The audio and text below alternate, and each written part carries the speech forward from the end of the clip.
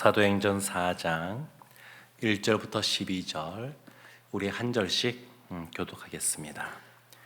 사도들이 백성에게 말할 때에 제사장들과 성전 맡은 자와 사두개인들이 이르러 예수 안에 죽은 자의 부활이 있다고 백성을 가르치고 전함을 싫어하여 그들을 잡음에 날이 이미 저물었으므로 이튿날까지 가두었으나 말씀을 들은 사람 중에 믿는 자가 많으니 남자의 수가 약 5천이나 되었더라. 이튿날 관리들과 장로들과 서기관들이 예루살렘에 모였는데 와 가야바와 요한과 알렉산더와 및 대제사장의 문중이 다 참여하여 사도들을 가운데 세우고 묻되 너희가 무슨 권세와 누구의 이름으로 이 일을 행하였느냐? 이에 베드로가 성령이 충만하여 이르되 성의 관리들과 장로들아 만일 병자에게 행한 착한 일에 대하여 이 사람이 어떻게 구원을 받았느냐고 오늘 우리에게 질문한다면 너희와 모든 이스라엘 백성들은 알라. 너희가 십자가에 못 박고 하나님이 죽은 자 가운데서 살리신 나사렛 예수 그리스도의 이름으로 이 사람이 건강하게 되어 너희 앞에 섰느니라. 이 예수는 너희 건축자들의 버린 돌로서 집 모퉁이의 머릿돌이 되었느니라. 다른 이로서는 구원을 받을 수 없나니 천하 사람 중에 구원을 받을 만한 다른 이름을 우리에게 주신 일이 없음이라 하였더라. 아멘. 베드로와 요한이 성전에 기도하러 올라갔었습니다. 그때 미문 앞에 있었던 태어나서 한 번도 걷지 못했던 그 사람이 구걸하는 것을 보고 나사렛 예수 그리스도의 이름으로 일어나 걸으라 이렇게 선포했습니다. 그러더니 그 사람이 벌떡 일어나서 걷기도 하고 뛰기도 하면서 하나님을 찬양하는 그러한 모습이 나타났고 이 모습을 보고 솔로몬 행각이라고 하는 당시 성전에 있었던 한 건물인 솔로몬 행각에 무수히 많은 사람들이 몰려들었습니다. 그들에게 베드로를 비롯한 이 사도들이 복음을 선포하기 시작하는데 오늘 본문 말씀은 그 복음을 선포할 때에 그때 종교 지도자들이 어떤 반응을 보였는지가 오늘 본문 말씀에 기록되어 있습니다. 1절 말씀에 보면 이렇게 나옵니다.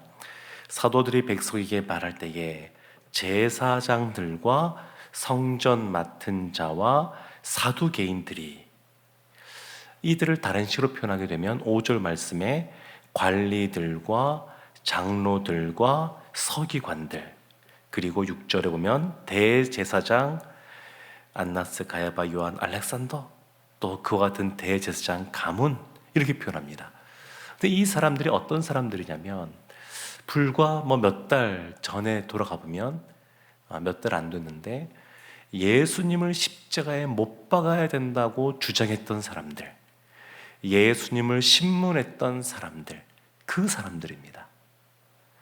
예수님을 십자가에 못 박아야 한다고 주장하고 또 그렇게 행하도록 압력을 행사했던 그 사람들이 지금 예수님의 제자인 사도들을 향하여서 어떤 반응을 보이냐면 2절 말씀에 끝에 이렇게 나옵니다. 싫어했습니다. 사도들도 싫어했습니다. 예수님도 싫어하여 죽이고자 모의하고 그것을 밀어붙인 사람들이 제자들을 향하여서도 마찬가지로 싫어했습니다.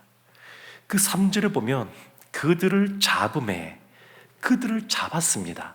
그리고 이튿날까지 가두었으나 싫어하여 잡고 가두는 일들을 벌였습니다. 왜 이랬을까요? 2절 말씀에 그 이유가 분명하게 나옵니다. 2절 앞부분에 이렇게 나오거든요. 예수 안에 죽은 자의 부활이 있다고 백성을 가르치고 전함을 싫어하여 예수님이 십자가를 지신 그 예수님이 그 십자가로 말미암아 백성들의 죄를 사해 주셨고, 그 예수님이 3일 만에 부활하셔서 우리의 소망이 되시는 분이시다라고 하는 이 복음을 전하는 것을 싫어했습니다. 종교 지도자라고 하는 이 당시에 권력자, 힘을 갖고 있는 사람들이 사도들을 싫어하고 그들을 잡고 가두었습니다. 참 이런 일들은 오늘날에도 사실은 우리들 가운데도 벌어집니다. 예수님 당시에 예수님뿐만 아니라 사도들도 겪었고, 초대교회 많은 또 믿음의 사람들도 이런 일들을 겪었고, 지난 수천 년의 역사 속에서 하나님을 믿는, 예수를 믿는 이 믿음 때문에 여러 가지 박해를 당하고 또 억압을 당하고 경제적으로 손해를 보고 사람들에게 핍박당하는 일들, 이런 일들 많이 있어 왔습니다. 우리도 삶을 살아가면서 직장에서나 또 학교에서나 삶을 살아갈 때, 또 가정도 그렇습니다. 불신자 가정에서 홀로 신앙생활을 하거나 이럴 경우에 보게 되면 그냥 주일날 교회에 가서 예배 드리고 온다, 이것도 어려운 분들도 있지만, 그러나 이렇게 했을 때 크게 문제가 되진 않습니다. 보통은 언제 문제가 되냐면 예수 믿는 사람의 모습을 보여줄 때 문제가 됩니다. 예수 믿는 사람의 선한 영향력이 나타나고, 그리고 그 예수 그리스도가 우리의 구원자 되신다고 하는 것을 전할 때 문제가 됩니다.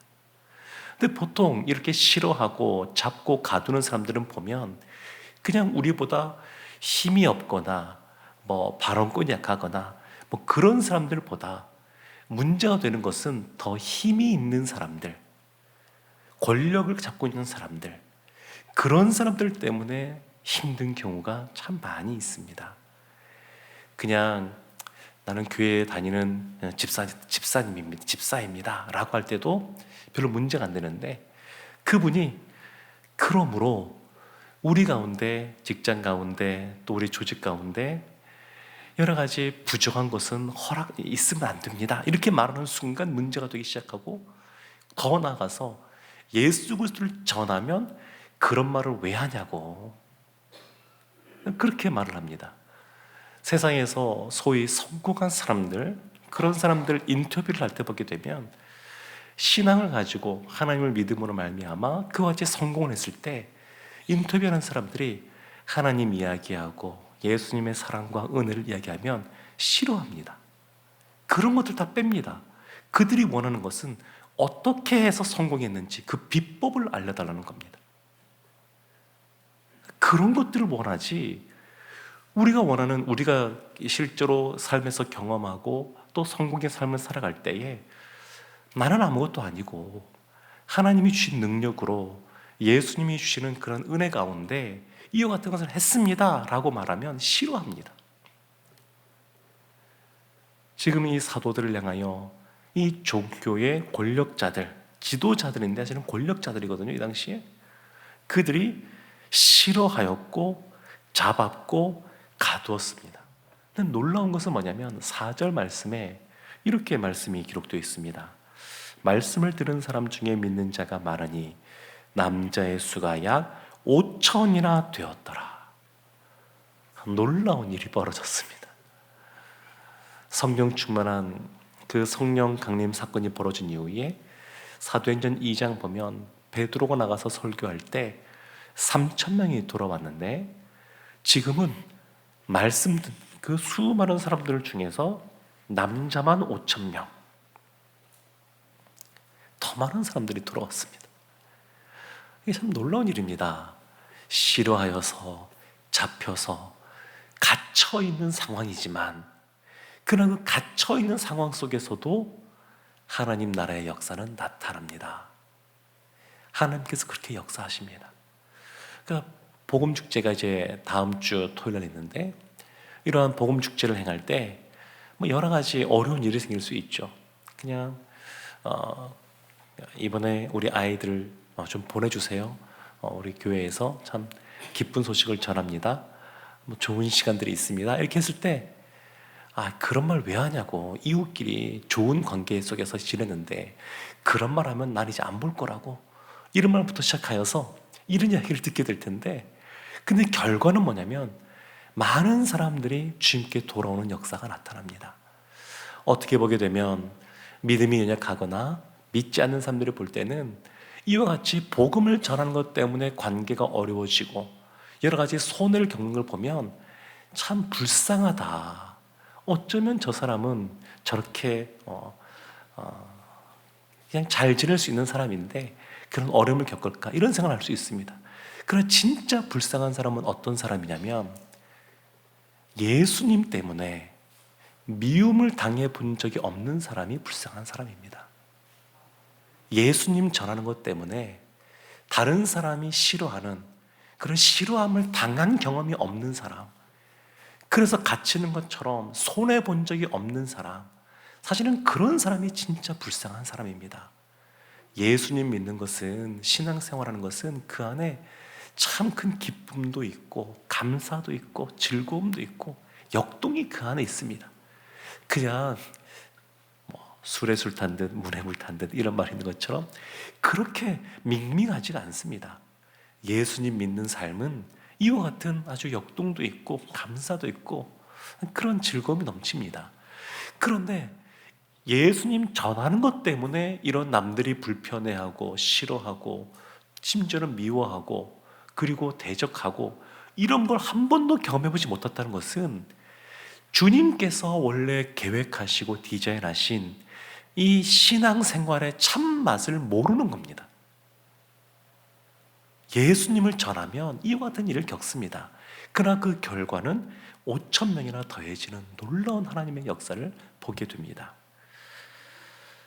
이 종교 지도자들이 모여들어서 사도들에게 묻습니다. 7절에 예수님에게 물었던 말과 동일한 말을 묻는데, 너희가 무슨 권세와 누구의 이름으로 이 일을 행하였느냐? 무슨 권세로? 이때 보면 참 눈에 띄는 표현이 8절에 나오는데, 이에 베드로가 성령이 충만하여 이르되, 이 베드로가 얼마 전까지 어떤 사람이었냐면 예수님이 잡혀가실 때 두려워서 도망쳤을 뿐만 아니라 예수님을 부인하고 심지어 저주하고 또 그것을 맹세까지 한 사람이 베드로입니다. 근데 이 베드로가 지금은 담대하게 말합니다. 담대하게. 사람이 바뀔까요? 안 바뀔까요?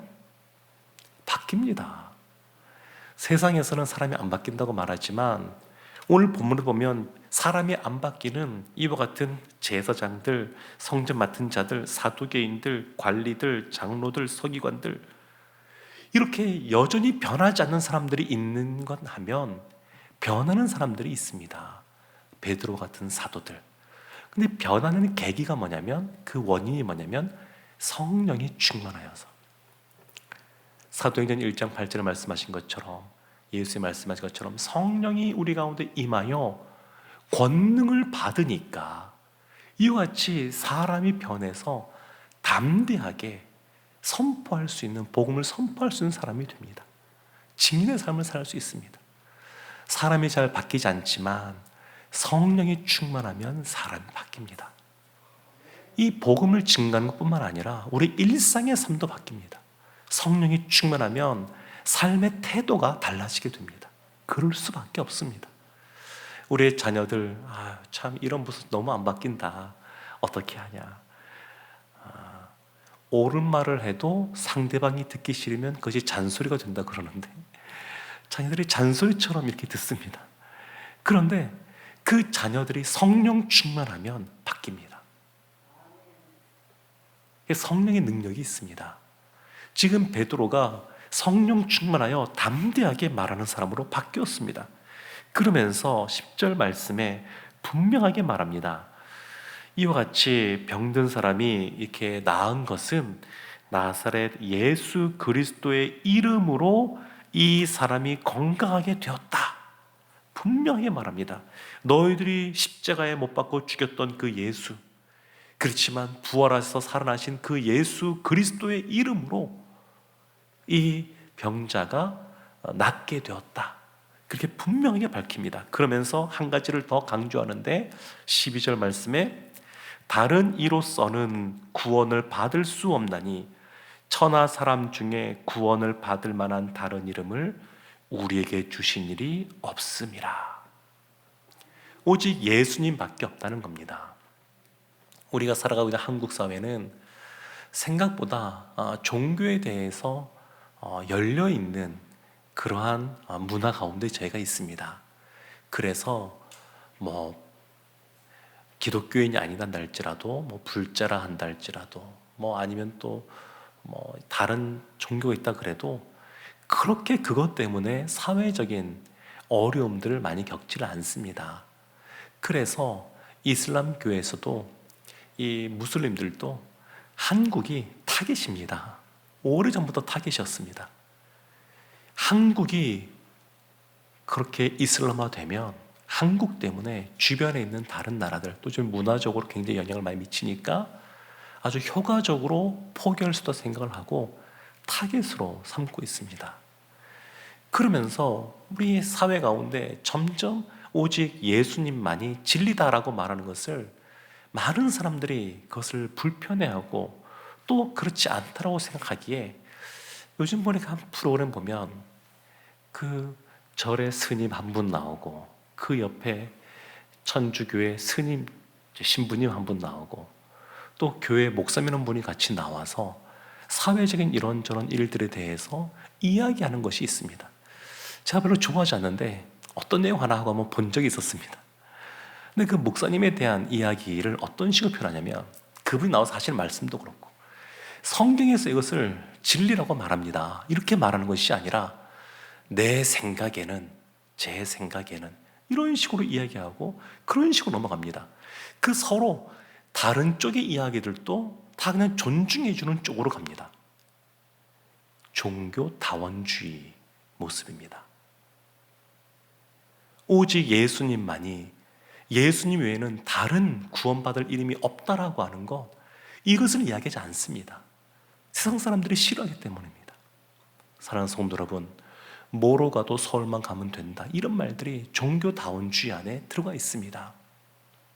그러나 지금 분명하게 성령 충만한 베드로가 말한 것이 뭐냐면 그렇지가 않고 다른 이로서는 구원받을 수 없나니 천하 사람 중에 구원받을 만한 다른 이름을 우리에게 주신 일이 없다라고 하면서 예수 그리스도를 분명하게 선포하고 있습니다.